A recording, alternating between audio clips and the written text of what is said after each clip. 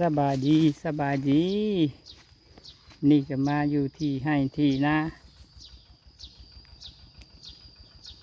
กันนาโคกน้องเอ้ย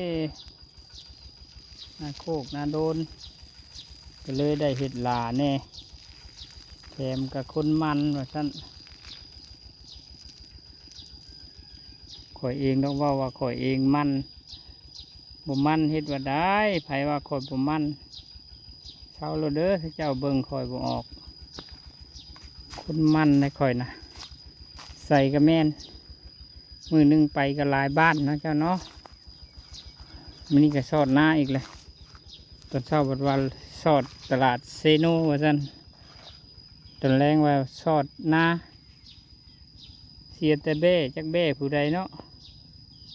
กินข้าวบ่แม่นดอกเบ้ตะแกนเนาะ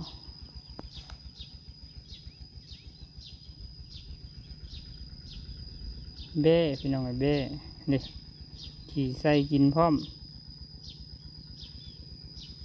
กินกระยาเถาะเขาอยากได้เบ้ก็อยากได้นาอยากได้ข้าวว่าซั่น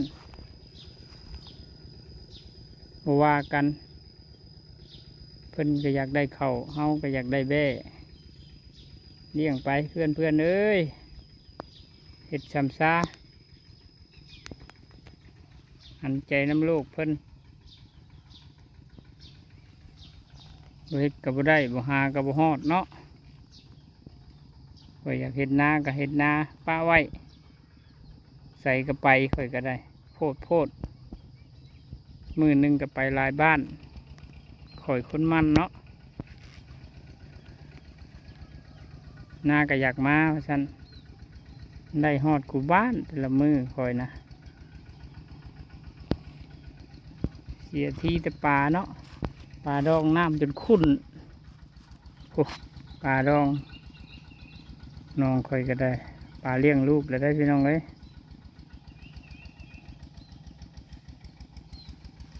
นี่ก็ตะกร้าค่อยอันนี้ห้าหัวค่อยอันนี้ก็ได้ดีห้าหัวค่อยก็สิประมาณนี้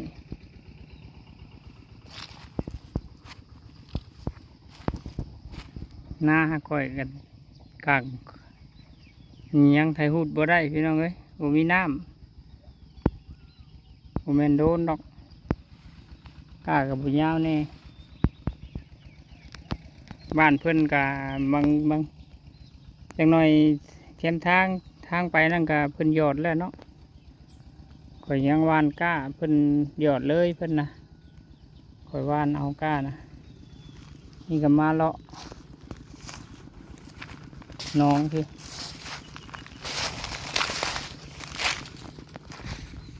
เลาะบึกน้องให้ลูกของข่อย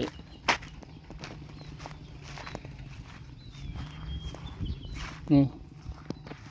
น้องของข่อยนี่